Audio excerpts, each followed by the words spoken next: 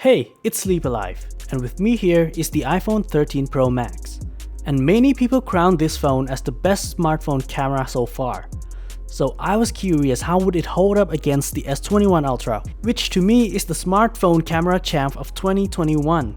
The camera specs is super impressive, with a 108 megapixel main sensor, 12 megapixel ultra wide, 10 megapixel 3x telephoto lens, 10 megapixel 10x telephoto lens, and 40 megapixel selfie camera, which makes the specs on the iPhone 13 Pro camera sounds boring, because there are 12 megapixel main, 12 megapixel ultra wide, 12 megapixel telephoto, and 12 megapixel selfie camera. But I always say that numbers don't always reflect the quality of the image. So without further ado, let's jump into the comparison.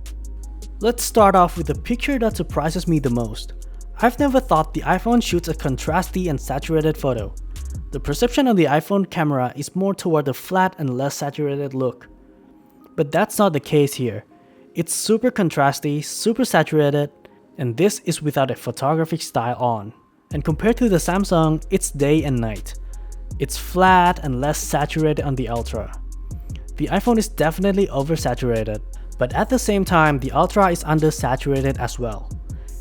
What it actually looks like is something in between the two, but I really like the contrasty look on the iPhone more. However, the color on the wall is more accurate on the S21 Ultra when compared to the yellow-greenish look on the iPhone. Next, immediately we can clearly see the obvious difference in the tint between the two. The iPhone leans more toward the green tint versus the magenta tint on the S21 Ultra. But the truth is, the windows in this model has a green tint to it. So technically, the iPhone is more accurate. But I prefer the Samsung tone over the iPhone here, even though it's more accurate. Zooming in for the details, the two are very comparable. The iPhone is more contrasty and it's quite a lot more saturated than the S21 Ultra, as you can see in the painting over here. And moving to the bright part, we can clearly see that the highlight is properly exposed on the iPhone, while on the Ultra, it's quite a bit overexposed, but not to the level that there's no detail to be seen.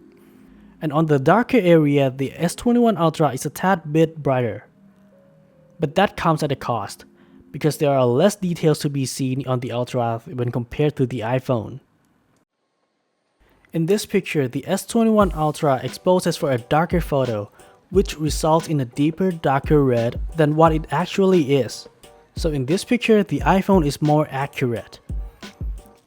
Overall, the details are very comparable, but there are some parts that the Ultra look a tad bit better. Like this white pattern on the midsole here.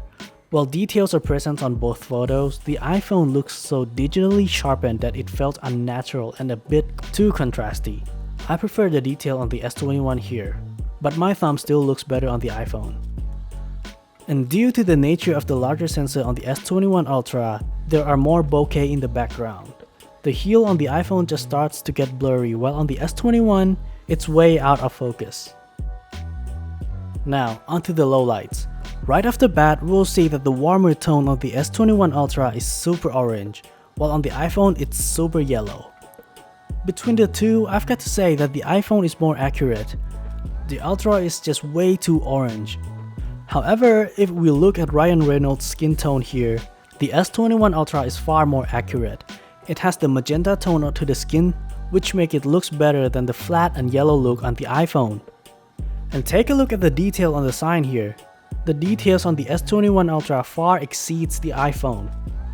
You can see almost every individual LED dot here on the S21 Ultra, while on the iPhone it's just crooked, blurred lines.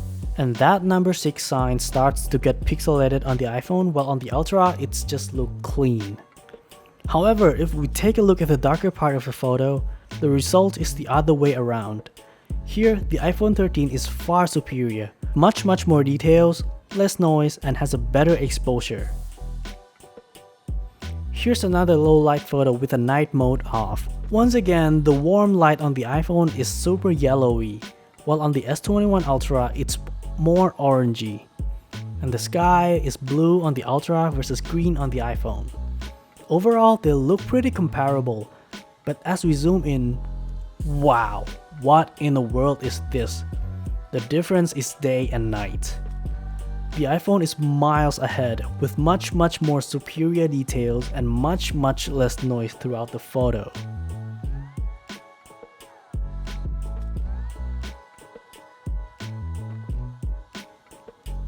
But if we turn the night mode on, this is how it looks. Both are shot at 3 seconds of exposure. Straight up, the color are pretty much the same to when the night mode is off. But the detail on the Ultra has been improved dramatically. However, it's still a step or two behind the iPhone.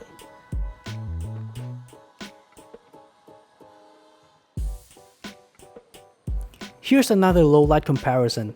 At first, when the night mode is off, they both look underexposed.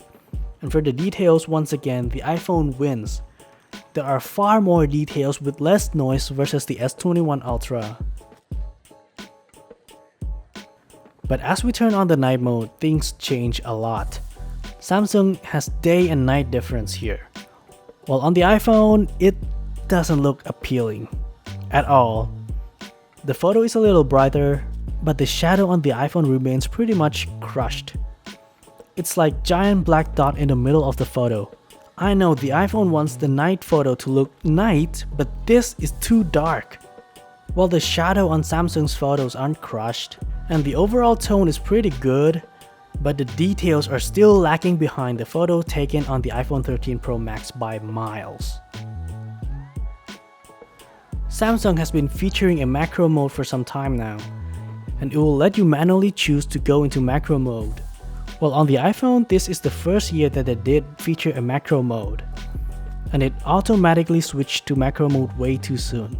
Apple fixed it in iOS 15.1 by letting you turn off the auto macro, but you will have to dig pretty deep into the setting app. There's no icon to easily turn it on or off like Samsung did. If you turn it off and you want to shoot some macro, you will have to use the ultra wide lens, which will result in a super wide macro shot, but you can always crop it in post. And the quality is just okay, both of them. They're not amazing because it's cropping from the ultra wide lenses, but they totally work as they should. Both phones features 3x telephoto lens, and they are both pretty good. On the 3x zoom, the iPhone wins. The image quality is better with better exposure, superior details, and less noise. Oh, and just keep in mind that all of the iPhone lenses are a bit more zoomed in, due to the tighter focal length on all lenses. The iPhone 13 Pro Max can zoom in digitally up to 15 times, but I wouldn't recommend zooming in that much. 5 to 7 times would be the maximum zoom I'll be comfortable doing and having a good enough photo. Anyway, here's the 15 times. The photo on the S21 is a lot better, and that's because it's using the 10 times telephoto camera dedicated for zooming in.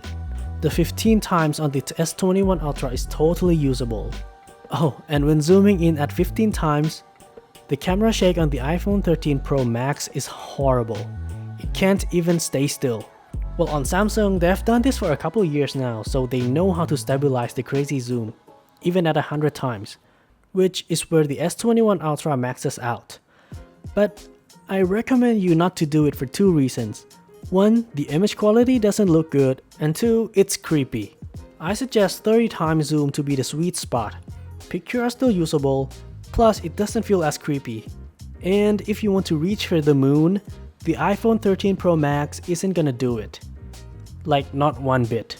It's just one bright circle. While on the S21 Ultra, it's a moon, like a really nice detailed moon. Samsung really wins in the zoom game. But not that the iPhone is trying to compete or anything.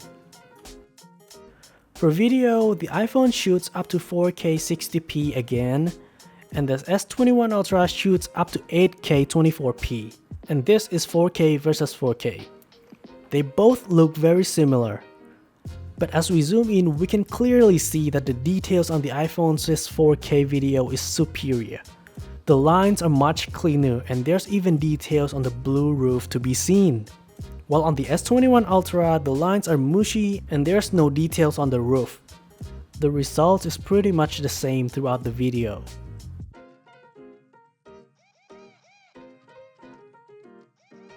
But Samsung got 8K. And the first thing you notice when you turn it on, is the massive crop. But the details now far exceeds the iPhone 13 Pro Max's 4K. I mean, it sure will, it's 4 times the resolution in a tighter focal length. Now I'm thinking, what if the iPhone support 8K? That would be amazing, but we'll have to wait for that for at least a couple years. So that's about it. This is a very serious competition. I really like the image quality on the iPhone 13 Pro Max, but at the same time, I like the overall tone on the S21 Ultra more. There's a feature called photographic style on the iPhone that will let you adjust the overall contrast and the white balance of the image, but that's still not quite the adjustment I need to make it to the tone I like.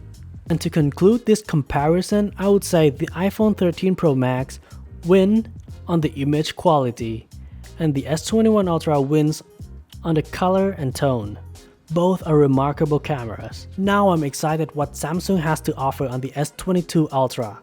I bet it will surpass the iPhone 13 Pros and become the champ of 2022. What do you think? Do you think the iPhone 13 Pro Max has a better set of camera?